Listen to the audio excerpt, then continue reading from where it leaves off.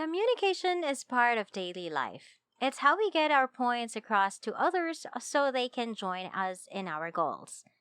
Welcome to Prepared Leaders.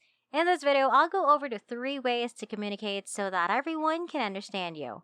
I'm not a big fan of writing advice or ideas for effective communication.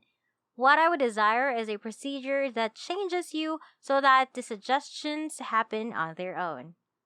For example, the piece of advice when speaking to a crowd, change the speed and volume of your speech is often given. Well, those are two positive things, but if they occur routinely, it becomes monotonous. When instructed, some people feel encouraged. At this moment, leave where you're standing and stroll over there and take a pause. That makes sense in terms of how it's written.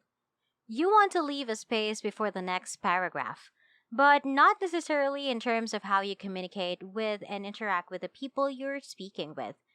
Due to the fact that it stems from both the mental process I'm going through and the thought process I sense you're going through, that, relating to them, should be the source of a pause and the source of movement. Have you mastered the last section? So now I'm wondering, if you have, what further can I add to it that will be meaningful to you? Should I give it a bit more explanation if you haven't yet? As a result, there is a dynamic relationship between us that causes changes in volume, tempo, and other factors. A tip is simply an intellectualization of that, which is acceptable to give someone once they have a foundation in connectional skills, but it needs to come from the connection. There shouldn't be a checkbox for it. I absolutely dislike tips, therefore. There are 3 suggestions that I sort of abide by if I have to push myself particularly hard.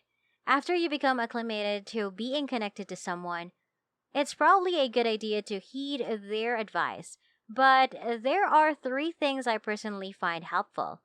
I refer to these as the 3 rules of 3. Therefore, my first guideline is that whenever I speak to someone, I try to stick to 3 key points, a maximum of 3. In most cases, there is a lot to say, but if it's just one thing, it can be even better. If I notice that my notes on the topics I want to discuss are getting too long, 3, 4, or 5, I start to cut them out or try to incorporate them into the other topics. Since I can only actually recall 3 things, I don't utilize notes when I talk to people, and I tell others not to either. I never read it since, in my opinion, reading simply results in excommunication. It is not communication. What's the point of telling them things they won't remember if I can only remember 3 things and I don't believe they can remember more than 3 things? I therefore stick to 3. That is the first of the 3 things rules. And before we continue, I'll be giving you time to subscribe to the channel, hit the like button, and turn on the notification bell to be notified every time a new video is uploaded. And let's continue.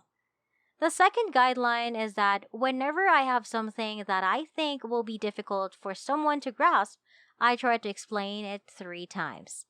I do this because I believe that by approaching a difficult concept from several perspectives, it will be easier for someone to see it in 3 dimensions. The third piece of advice is one I often forget. If I have anything tough to understand, I try to repeat it 3 times throughout the speech so that after the first time, I start to get acclimated to it. And after the second time, you recognize it. And after the third, you say, "Oh, yes, right. Okay." Now, I do adhere to these 3 suggestions. But I don't believe I ever advise someone to do the same before speaking. It takes time. You must change in order to become a better communicator. You have to go through processes that are similar to going to the gym. But since connecting with another person is what we're designed to do, it's much more enjoyable than going to the gym. No matter how much we try to avoid it, when we find ourselves in that situation, it's really fun.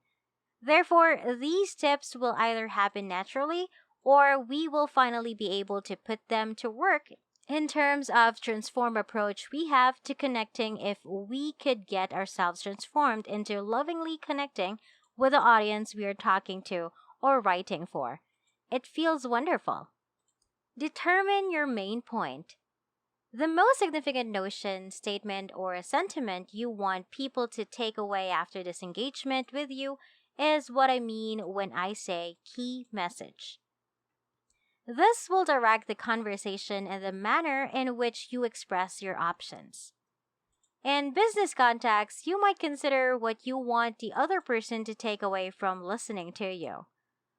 Or it might be the impression you want to leave on the other person or how you want them to feel after conversing with you. When it comes to interpersonal interactions, you can just wish to get along with the other person or discover more about a new friend or acquaintance. Because doing so will help you concentrate on what you're communicating rather than striving for flawless pronunciation. You should concentrate on this core message or the overall notion or impression that you want the other person to have. Making sure the other person has something that sticks out to them and is memorable is the goal while having a conversation, attending a meeting, or giving a presentation. I hope you guys have enjoyed this video. Make sure to give this video a big thumbs up and turn on the notification bell so you'll know when I upload new content. Leave a comment down below if you have any questions. Be sure to subscribe if you haven't yet, and I'll see you all on my next video.